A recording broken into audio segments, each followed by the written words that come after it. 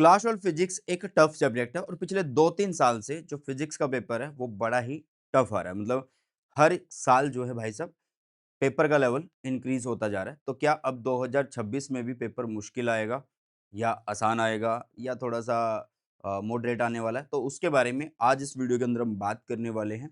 सबसे पहले हम नज़र मारते हैं जो सीबीएसई ने अपने सिलेबस में लिखा हुआ है। क्या लिखा है यार सिलेबस में?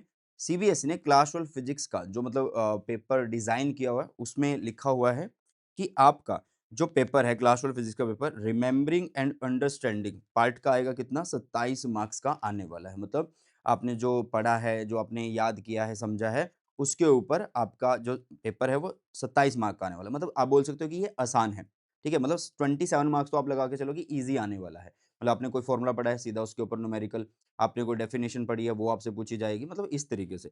इसके बाद इन्होंने बोला है, सीबीएसई ने बोला है कि एप्लाइंग 22 मार्क्स का और एनालाइजिंग, इवैल्यूएटिंग और क्रिएटिंग ये आपके 21 मार्क्स के हैं। आप इसको बोल सकते हैं ये कंपेटेंसी बेस्ड पोर्शन है, बट इसमें भी आप ये बोलोगे कि कंपेटेंसी बेस्ड पोर्शन में जो ऊपर वाला पोर्शन है वो थोड़ा फिर भी कहीं न कहीं आसान होगा। मतलब जो तुमने नॉलेज ली है, जो तुमने फैक्ट पढ़े हैं, उनको अप्लाई करना, ठीक है? और जो लास्ट वाला पोर्शन है इसके अंदर जो नॉलेज तुमने ली है, मतलब वो अप्लाई तो करनी है, बट पहले मतलब जो क्वेश्चन दिया होगा उसको एनालाइज़ करना, इवैल्यूएट करना और क्रिएट करना। मतलब चीज़ों को तोड़-तोड़ के समझना और फिर क्वेश्चन को करा जाएगा, ठीक है? मतलब कहने का मतलब ये वाला पोर्शन थोड़ा-सा मुश्किल है, ठीक है? मतलब कंपेटेंसी बेस्ड क्वेश्चन है, ईज़ी जो है वो आपके पास 27 मार्क्स का आने वाला है। अब बहुत सारे बच्चे सोच सकते हैं कि पेपर का लेवल तो हर साल इंक्रीज़ होता जा रहा है, ईज़ी तो आ नहीं रहा। भाई सीबीएसई ने बोला तो है कि 27 मार्क का ईज़ी आएगा, बाकी जो है भाई ईज़ी से ऊपर ही आने वाला है, ठीक है? आपकी कितनी क्षमता है सोचने की, मतलब आपकी जो क्या नॉलेज आपने लिया उसको कैसे अप्लाई करना है। एक होता है सिंपल 2 स्टेप में अप्लाई किया और हो गया। एक होता है कि अप्लाई करते जाओ फिर आपका आंसर आ रहा है 7-8 स्टेप करने के बाद। तो इस तरीके से मतलब ये लास्ट वाला पार्ट थोड़ा-सा मुश्किल है। मतलब आपका पेपर जो 70 नंबर का है उसमें से ये लगा के चलो 21 नंबर तो कहीं न कहीं भई मॉडरेट टू डिफिकल्ट आएगा ही आएगा, इतना पोर्शन। अब 2023 में जो पेपर आया, उसका लेवल ठीक था। मतलब ना ज़्यादा ईज़ी था, ना ज़्यादा वो मुश्किल था, वो ठीक-ठाक सा था, मॉडरेट लेवल का था। बट 2024 में पेपर उससे मुश्किल आया, 2025 में पेपर उससे भी मुश्किल आ गया और 2026 में पेपर कैसा आएगा, कोई नहीं जानता। अगर तुम्हें कोई बोल दे कि पेपर मुश्किल आने वाला है, भाई बना रहा है तुम्हारा, ठीक है? क्योंकि सीबीएसई ऐसे नहीं बताता है किसी को टीचर को भाई तेरे को मैं बता देता हूँ कि पेपर कैसा आने वाला है। हाँ, पिछला ट्रेंड देख के और सीबीएसई का जो टोपोलॉजी है, क्वेश्चन पेपर का इस मतलब कैसे उन्होंने डिज़ाइन कर रखा है, उसको देखते हुए हम बोल सकते हैं कि हाँ यार 2026 का पेपर थोड़ा-सा मुश्किल आ सकता है।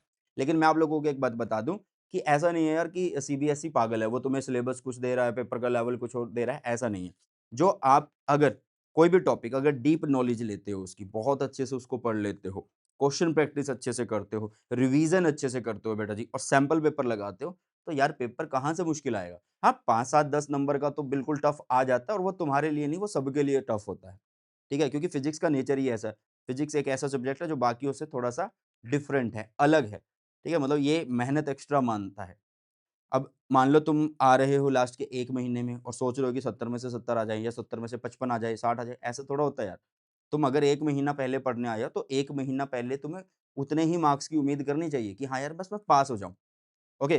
तो सबसे पहली बात, अगर कोई तुम्हें बोल रहा है कि पेपर आसान आएगा, मॉडरेट आएगा, तो भाई बना रहे।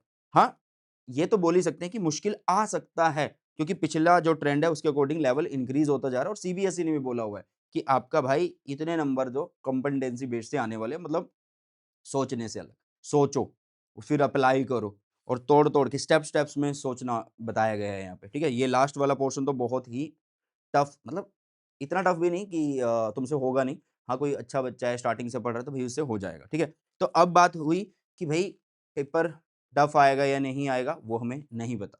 हाँ, ये तो हम सोच ही सकते हैं कि मुश्किल आ सकता है, तो मुश्किल के लिए हम तैयार रहेंगे, बट सबसे पहले हमें जाना होगा यार सेफ ज़ोन के अंदर। जो बच्चे अभी पढ़ना स्टार्ट कर रहे हैं 1 महीने पहले से, मतलब 1 महीना तो पढ़ा नहीं है, 1 महीने से भी कम का टाइम रह गया अब तो। जो अब से स्टार्ट कर रहे हैं उनको मैं बोलूँगा कि सेफ ज़ोन में जाओ। अब सबसे पहले बुक सेकंड जो है भाई साहब वो स्टार्ट करो आप, क्योंकि बुक सेकंड जो है इसके ऊपर सोचने के क्वेश्चन, ठीक है? इवैल्यूएट के, एनालाइज़िंग के क्वेश्चन भी आसान आते हैं। दूसरी बात, इसमें जो भी कॉन्सेप्ट हैं वो ईज़ी हैं।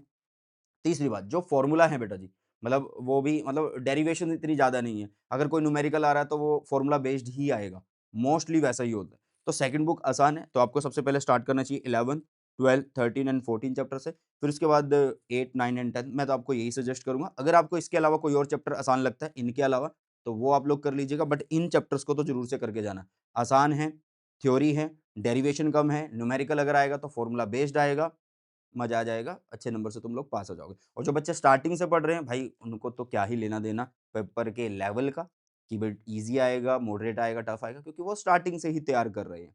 ठीक है? तो ये थी एक छोटी-सी वीडियो, मैं आप लोगों को मिसगाइड नहीं करना चाहता था कि ये बोल के कि भाई पेपर बिल्कुल आसान आ जाएगा या मॉडरेट आ जाएगा, नहीं। जो फैक्ट्स हैं वो हमने बता दिए हैं कि सीबीएसई ने क्या बताया हुआ है और पेपर का ट्रेंड क्या चल रहा है, तो उसके अकॉर्डिंग पेपर कैसा आ सकता है बेटा जी।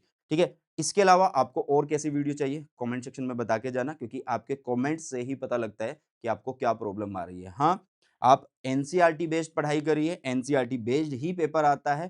थोड़ा-सा क्वेश्चन घुमा के आ जाता है, वैल्यू इधर-उधर हो जाती है, बट क्वेश्चन का पैटर्न, क्वेश्चन का स्टाइल, क्वेश्चन का डिज़ाइन पिछले से ही रिलेटेड होता है। मतलब प्रीवियस ईयर से ही मोस्टली 80% या 75% पेपर आ जाता है बेटा जी। ठीक है? मतलब वैल्यू तो चेंज होगी ही होगी भाई, बाकी सब्जेक्ट से बोला है ना अलग है, थोड़ा-सा टफ है। ठीक है? तो इसी के साथ इस वीडियो सेशन को करते हैं समाप्त और मिलते हैं जल्दी से नए सेशन में। आई होप ये सेशन आपको अच्छा लगा। अगर अच्छा लगा तो अपने सभी फ्रेंड्स के साथ शेयर ज़रूर करिएगा। सो बाय टेक केयर, जय हिंद, वंदे मातरम।